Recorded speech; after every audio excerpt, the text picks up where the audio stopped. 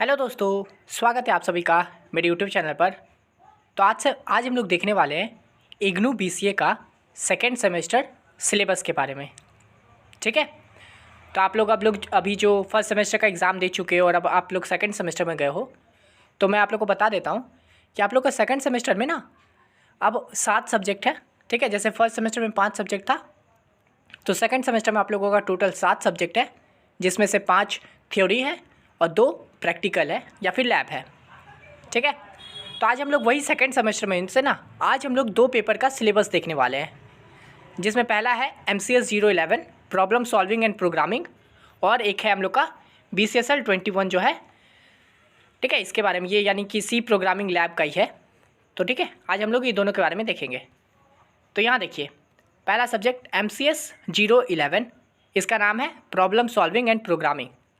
ठीक है, तो देखिए ये जो सब्जेक्ट है ना, इसमें अब आप लोग को प्रोग्रामिंग से रिलेटेड यानी कि जो भी प्रोग्राम होता है, जैसे इसमें आप लोग को सी से इंट्रोड्यूस करवाया जाएगा। ठीक है, सी प्रोग्रामिंग लैंग्वेज जो है ना उससे।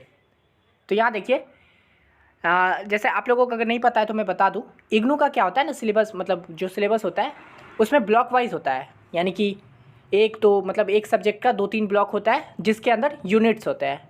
ठीक है, यूनिट्स मतलब चैप्टर्स, जैसे आप स्कूल में चैप्टर्स होता था वैसे ये यूनिट्स। तो यहाँ पे देखिए हम लोग का MCS 11 में ब्लॉक 1, ब्लॉक 2, ब्लॉक 3। ठीक है, यानी कि हम लोग का 3 ब्लॉक है MCS 11 में। ओके, तो इसमें देखिए पहला ब्लॉक 1, इसका नाम है an introduction to C. Okay, तो देखिए इसके अंदर हम लोग का 4 यूनिट दिया हुआ है। यूनिट 1 है प्रॉब्लम सॉल्विंग, यूनिट 2 है बेसिक्स ऑफ सी, यूनिट 3 है वेरिएबल एंड कॉन्स्टेंट्स, और यूनिट 4 है एक्सप्रेशंस एंड ऑपरेटर्स। ठीक है, तो ये हम लोगों का ब्लॉक 1 है, उसके अंदर का 4 यूनिट है। इसमें आप लोगों को बेसिक यानी जो सी का जो बेसिक होता है ना एकदम, वो आप लोग को बताया जाता है कि जैसे कि वेरिएबल्स क्या होते हैं, कॉन्स्टेंट्स क्या होते हैं, एक्सप्रेशन ऑपरेटर्स क्या होता है, वो सब के बारे में आपको ब्लॉक 1 में बताया जाएगा।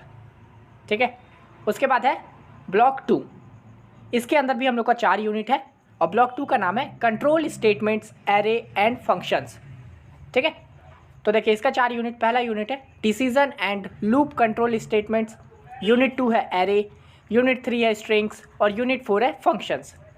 ओके, तो इसमें आप लोगों को क्या बताया जाएगा, लूप के बारे में बताया जाएगा, होता है ना फॉर लूप, वाइल लूप, वो। उसके बाद फिर एरेज का होगा कि एरे क्या होता है, कैसे उसमें वैल्यू स्टोर होता है।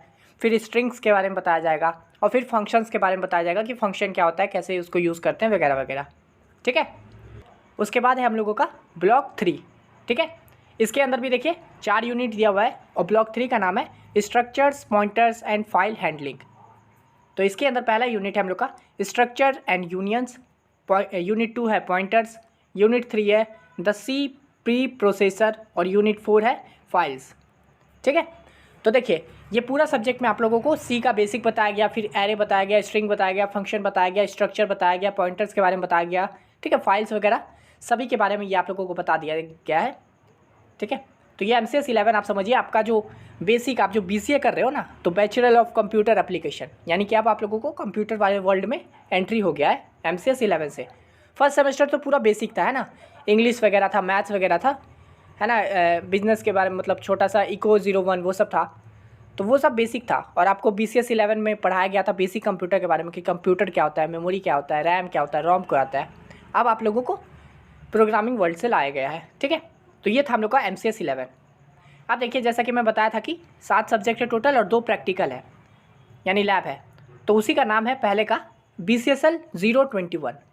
ठीक है, तो ये जो है ना BCSL 21, ये आप लोगों का MCS 11 का ही प्रैक्टिकल वाला पार्ट है।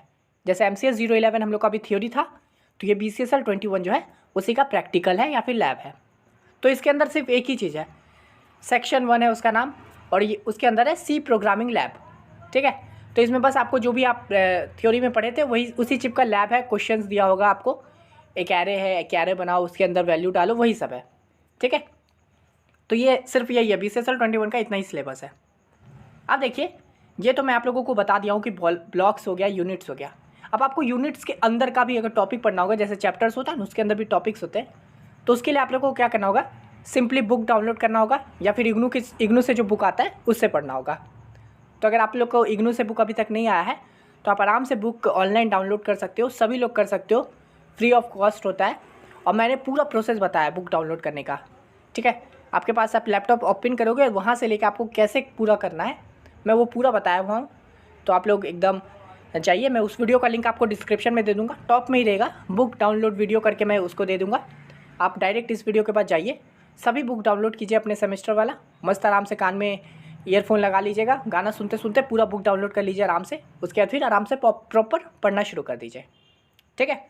ये हो गया आप लोग को बुक डाउनलोड करने का भी।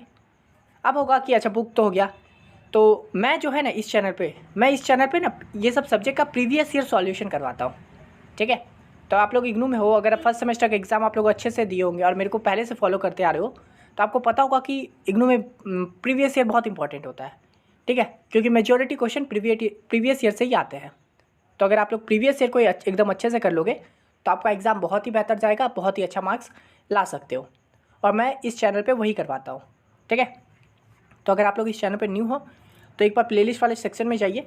मैंने MCS 011 का भी प्रीवियस ईयर सॉल्व करवाया है, 2-3 पेपर तो करवा दिया हूँ। BCSL 21 का भी प्रीवियस ईयर सॉल्व करवाया हूँ, और उन सभी प्लेलिस्ट का लिंक ना मैं आपको डिस्क्रिप्शन में दे दूँगा, ओके। तो MCS 11 का भी मैं दे दूँगा, BCSL 21 का भी दे दूँगा, और बुक डाउनलोड का भी दे दूँगा, ठीक है। तो आप लोग आराम से देखिएगा। और ये चैनल पे ना मैं प्रॉपर पढ़ाई करवाता हूँ इग्नू से रिलेटेड। अगर आप इग्नू में हो और BCA में हो तो ये चैनल आपके काम का ही है। ये चैनल आज भी आपके काम का है और आने वाले सेमेस्टर में भी आपका काम का होगा, यानी 6 महीने बाद भी और साल भर बाद भी, ठीक है। क्योंकि मैं इस चैनल पर प्रॉपर इग्नू से रिलेटेड, BCA से रिलेटेड प्रीवियस ईयर सॉल्व करवाता हूँ। और अगर आप लोग स्टार्टिंग से ही, मान लीजिए अगर आप ये बुक नहीं भी पढ़ रहे हो ना, और अगर आप डायरेक्ट प्रीवियस ईयर को एकदम अच्छे से कर लेते हो ना, तो आपका one of the best decision होगा। आपको कोई दिक्कत नहीं होगा एग्ज़ाम में, और उल्टा ज़्यादा बेहतर एग्ज़ाम जाएगा आपका, ठीक है। आपको मिनिमम प्रीवियस 3 ईयर का, यानी कि 6 पेपर हुआ, क्योंकि हर साल 2 सेमेस्टर होता है, तो 2 पेपर हुआ, यानी कि प्रीवियस 3 ईयर का पेपर करोगे मिनिमम, तो आप बहुत अच्छा एग्ज़ाम दे सकते हो। और उसके बाद 5 ईयर कर सकते हो, अगर आपके पास टाइम है तो 5 ईयर का कर लीजिए, वो तो मैक्स है। नहीं तो 3 ईयर तो करना ही है, बस ऐसा समझ के चलिए। डायरेक्ट प्रीवियस ईयर पे जंप कीजिए और पढ़ना शुरू कर दीजिए। और आप अब तो ऐसा भी नहीं है कि आपको कहाँ से पढ़ना है, मैं खुद ही इस चैनल पे प्रोवाइड कर पाता हूँ, तो आप डायरेक्ट इस चैनल से ही पढ़ना शुरू कर दीजिए। मैं प्लेलिस्ट का लिंक दूंगा, आप डायरेक्ट प्लेलिस्ट को फॉलो करना शुरू कीजिए बस, और कुछ नहीं करना आपको, इधर उधर कुछ नहीं देखना है, डायरेक्ट प्लेलिस्ट खोलिए, पढ़ना शुरू कर दीजिए, ठीक है। और इस वीडियो में तो मैंने MCS 11 और BCSL 21 का बताया है, मैं बाकी सब्जेक्ट का भी वीडियो ला दूंगा सिलेबस का, ठीक है। तो मैं उन सब का भी लिंक आपको डिस्क्रिप्शन में दे दूंगा। और अगर आपको डिस्क्रिप्शन में लिंक नहीं मिलता है जो मैं वीडियो में बोला हूँ, तो आप एक बार कमेंट पे मेरे को पॉइंट कर दीजिएगा कि लिंक दे दीजिए, ठीक है।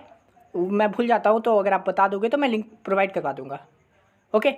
तो इस वीडियो के लिए इतना ही, मिलते हैं नेक्स्ट वीडियो में, तब तक के लिए धन्यवाद।